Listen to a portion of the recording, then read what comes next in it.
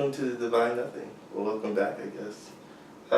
Today we're going to be doing a bar breakdown. I think bar breakdown. I swear we don't have a consistent name. I think it was like something like bar breakdown or some shit. I don't remember, bro. I'll put it in the title, whatever the fuck it is.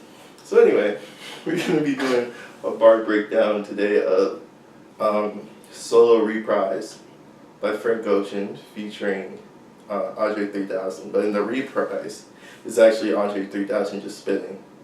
It's an interlude off of Blonde, where Frank takes a step back and lets Andre comes in and spit for a little bit. It's a very short song, about a minute long, but we're just gonna get into it.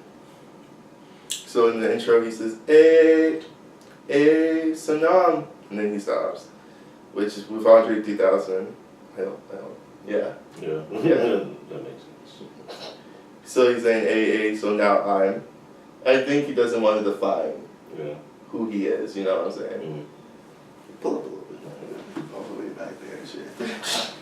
And so I don't think he likes, because like the whole thing with Andre is like, especially when he was doing rap, I don't think he likes to be boxed in. Mm-hmm. So he says, "Hey, so now and he stops. He doesn't want you, he wants to leave himself open for interpretation. Like, you know, he doesn't just want to be one thing, so I think that's why he cuts himself off there. Yeah. And then when we get into the verse, he says, we're going to go bar for bar, obviously, so I'm going to spit 4 lines.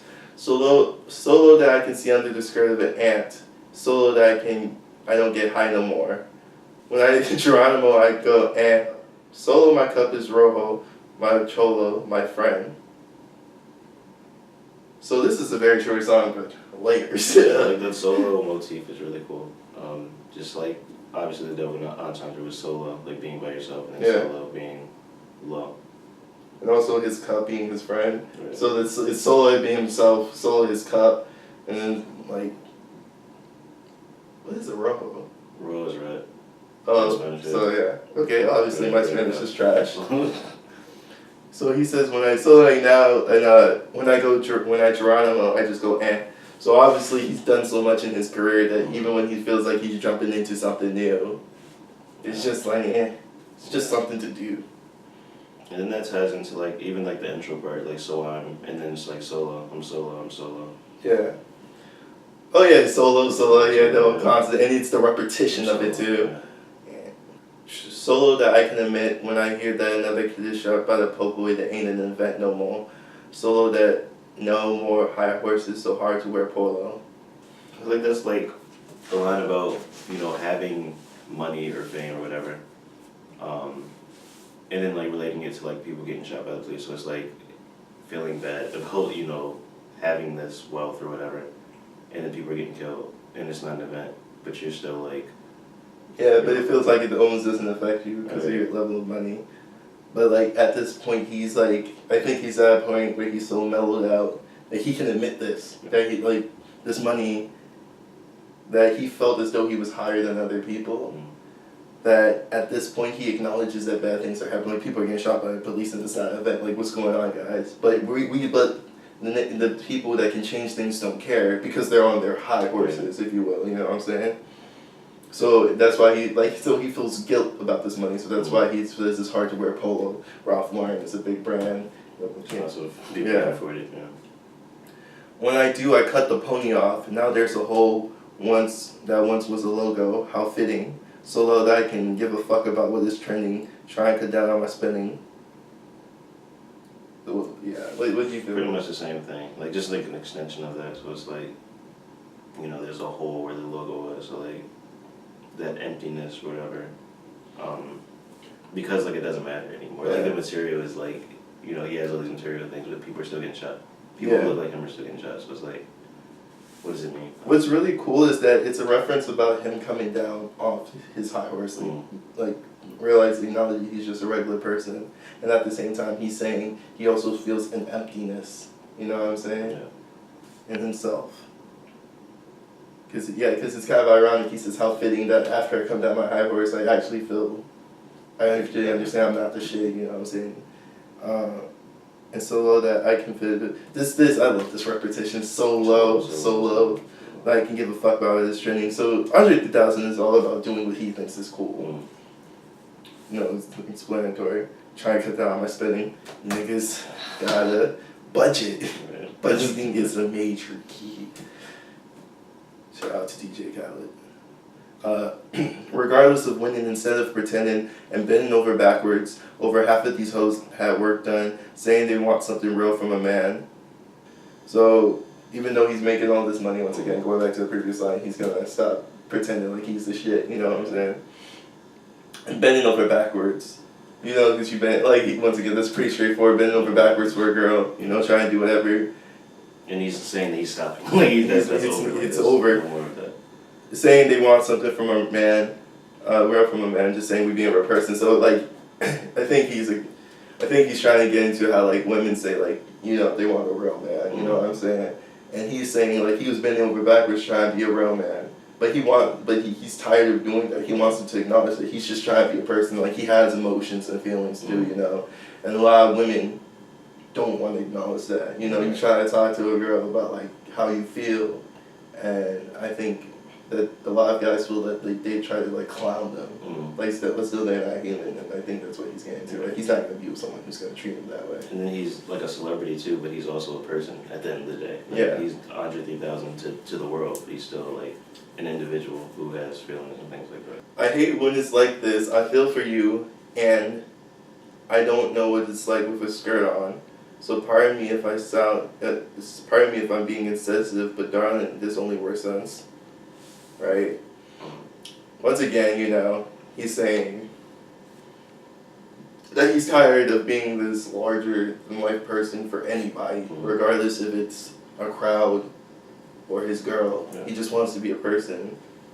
And he hates that he feels like this way because he knows women are oppressed. Right. Like, it doesn't matter what culture you're in, generally women are oppressed.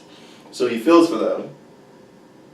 He can't really, and he's trying to acknowledge that he feels for them, but he can't truly, because he's not a girl. He will never understand and it. It makes him feel worse because he knows it's a bad situation, but it's like you can't relate. Yeah. But that's why he says, sorry if I'm being insensitive, sorry, because I can't truly understand. But it only gets worse. Right. It's only worse because he can't understand. So it's just like... And if he doesn't try, it will only be worse. You know what I'm saying? So he's going to look like a fool trying to understand. But at least it's better than him not understanding because it would get worse. Solo, my halo, stay way low. It feels like it's bad. Solo, that when they throw pussy or pesos, I don't pay no attention to it. Solo, that I am no rookie but feel like a kid. That first line, that rhyme scheme, that rhyme is crazy. Yeah. He actually rhymes all three words together to like sound like different things. Yeah. Solo, my halo, stay way low. I feel like it's Migos, you know what I'm saying? Yeah.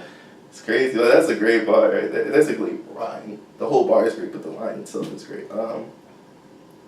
So Solo, my halo. So whatever this high place you put him at, he's coming down. Even his halo is low. Like that's like a really sad thing to think about. Like when you think of halos and like that whole like being angelic and things like that being high, even his highest point is low. So that's how low it is. It feels like it's bent. He even goes over to say, so he feels like he's not even worthy of it per se. Right. That there's critics in his record. Solo, that when they throw pussy your face, so he doesn't pay attention to it anymore. So like you can offer him a $3 million deal, it's like you can offer him some ass, it's like and that's like really something because like those are things that people are supposed to want, like money and sex, and it's like, well, if you don't want that, you must be like super super down because those are like human beings, like everyone's chasing that. And then he talks about how he solo down now look people I feel like so he's talking about how he feels like powerless, I guess, powerless, right? Even though he's been in the game for like so long, but it's like the situation around is keeping him childish, I guess, in the sense that he has no power. Yeah, looking at the other kids, so he sees all these other rappers as kids too, right? Regardless of their age, that they're also powerless. With astonishment while I'm on punishment, watching the summer come close to an end. After 20 years and I'm so naive. So with the astonishment while I'm on punishment, I feel he's saying he's being punished for something. And he doesn't really understand why. You know what I'm saying? And so now we're trying to figure out, like, as the listener, what is the punishment for, you know? And you know, summer coming close to end. You know, in any genre you're in, summer is generally when all the bangers come out, you know? So, like, when, like, the highest point of commercialization is going on, is coming to an end, you know? And I guess he's being punished for not commercializing himself as much. So I think it's like maybe like a self-punishment, because like just bringing it back to like the other kids. So when you're on punishment as a kid, you're like one time out. But like he's watching them and they're free, I guess, like doing whatever they do. But he's put himself on this punishment. So that's what I saw it as, like a self-imposed punishment. Because he's been out of the game for a while, or out of like the spotlight for a while. Yeah. Watching, you know, the kids, other kids do what they do. As the summer ends, like I guess another summer is about to end, he's just been like sitting around just watching. Yeah. So after 20 years in, I'm so naive, and then we're gonna go into that line with the next bar. I was under the impression that everyone wrote their own verses. It's coming back different, and yeah, that shit hurts me. Okay, so that bar, like those first two lines are very straightforward. After 20 years on, right? He was so naive to think that people actually wrote their own verses. Right. Who hits these shots to someone? I heard the song came out way before that whole Drake thing was announced. Yeah, I mean it's a general thing, like just. But I mean, I'm kind of curious how naive he was, because I hear Dr. Dre doesn't like his own lyrics. So I wonder what he I think it was just more unacceptable. Like I think people always had people writing for them to some extent. Like definitely not as much as it is now. But yeah. It's definitely more acceptable. Because like when the ghostwriter stuff came out for Dre, people were like, oh, so what? Yeah, I wonder if it's like he has a problem with ghostwriters or writers in general. I don't know. I think it's maybe just because he's used to writing his own stuff, and then people, you know, coming up are not doing it. And this is what he's put his like life's work into. So I think it's anyone who just doesn't write their own stuff and performs it. Yeah. It's coming back different, and yeah, that shit hurts me. But this is what's weird to me, right? Because hear me out, right? He said it's coming back different. Yeah. So it feels like, if he's talking about rap coming back different, right?